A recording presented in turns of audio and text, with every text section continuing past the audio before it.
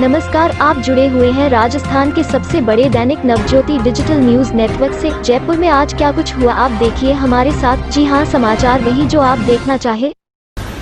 महेश जोशी का बयान, भाजपा के एजेंट है असदुद्दीन ओवैसी।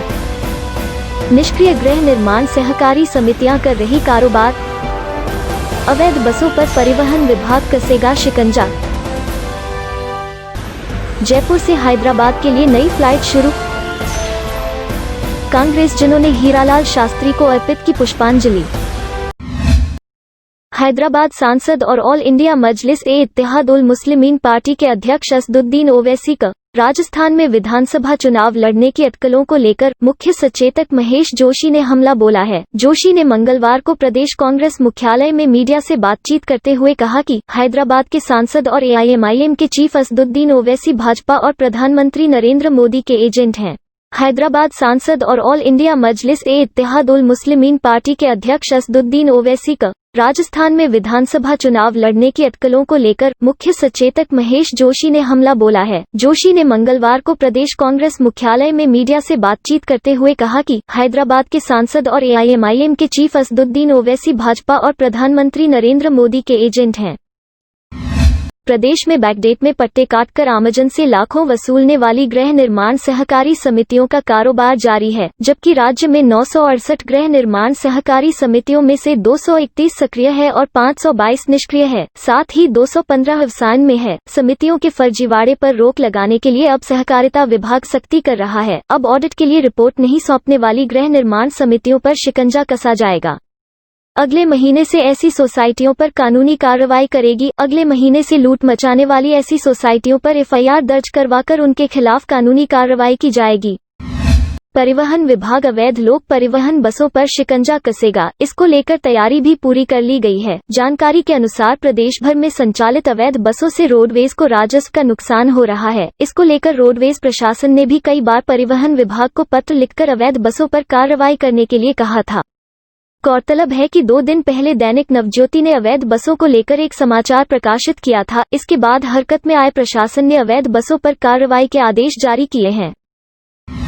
इंडिगो एयरलाइंस ने मंगलवार से हैदराबाद के लिए नई फ्लाइट शुरू की है। इससे यात्रियों को सुविधा मिल सकेगी। जानकारी के अनुसार इंडिगो एयरलाइंस की यह फ्लाइट नागपुर से सुबह 9:40 पर जयपुर आकर सुबह 10:40 जयपुर से हैदराबाद के लिए रवाना होगी।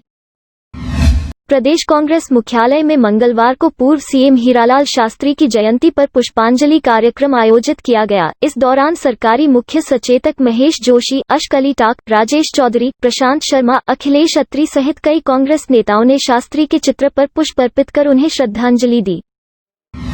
राजस्थान स्वास्थ्य विज्ञान विश्वविद्यालय की ओर से 25 व 26 नवंबर से अलग अलग संवर्ग की परीक्षाओं का आयोजन किया जा रहा है। इसको लेकर कई छात्र all India medical students association United के राष्ट्रीय अध्यक्ष भरत बेनीवाल के नेतृत्व में धरने पर बैठ गए हैं। छात्रों का कहना है कि कोरोना के मद्देनजर प्रदेश में धारा 144 लागू है।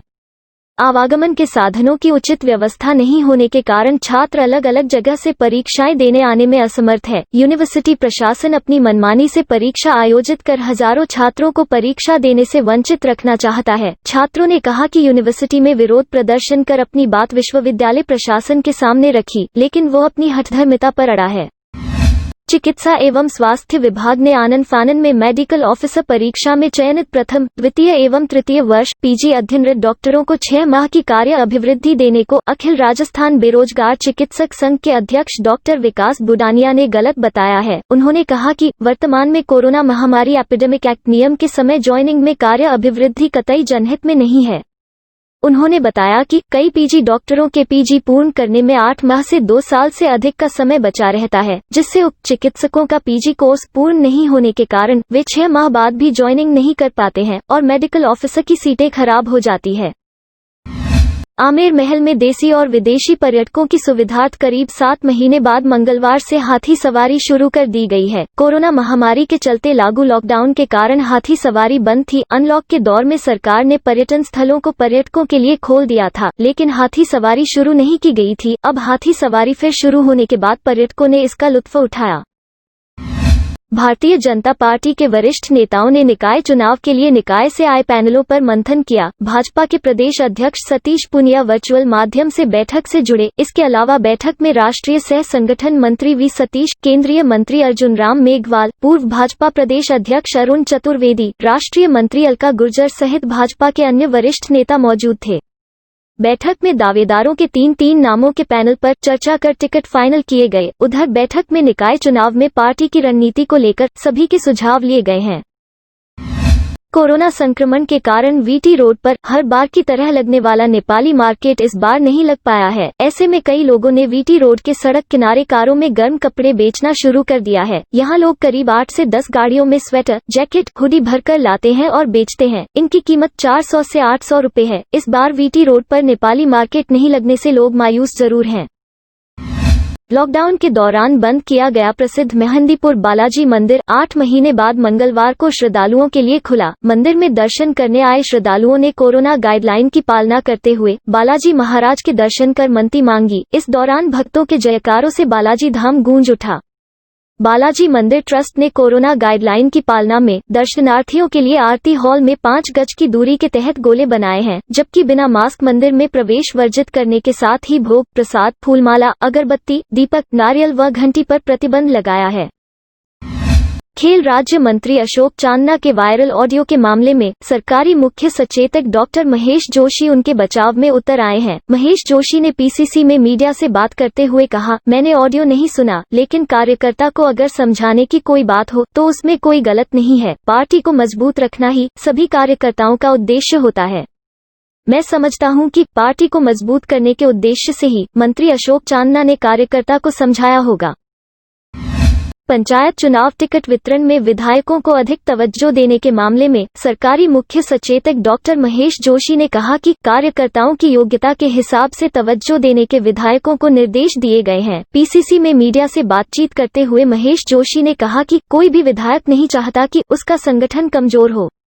संगठन में नई नियुक्तियां नहीं होने का यही श्रेष्ठ तरीका है कि विधायकों की राय को तवज्जो दी जाए। टिकट वितरण के लिए विधायकों को मुख्यमंत्री अशोक गहलोत और प्रदेश आलाकमान की तरफ से निर्देश मिले हैं कि सभी कार्यकर्ताओं को उनकी योग्यता के अनुसार टिकट में तवज्जो दी जाए।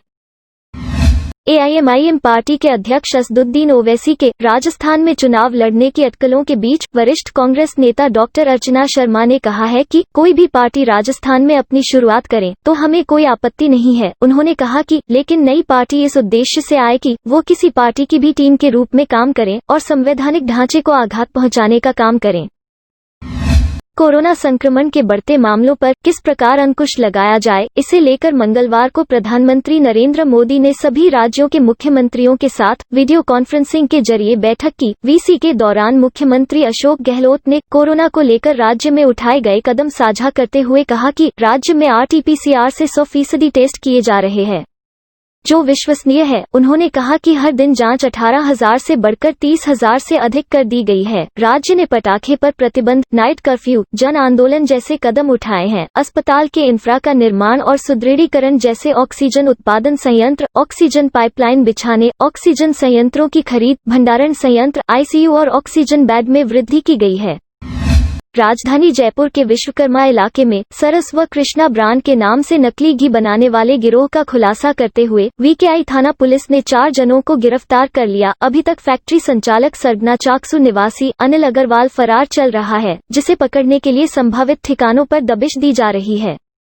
गिरफ्तार आरोपी सुमेर सिंह गुर्जर बांदीकुई, दौसा, मानसिंह गुर्जर राजगढ़ अलवर, कालूराम गुर्जर राजगढ़ अलवर व प्रधान मीना नैनवा बूंदी के रहने वाले हैं।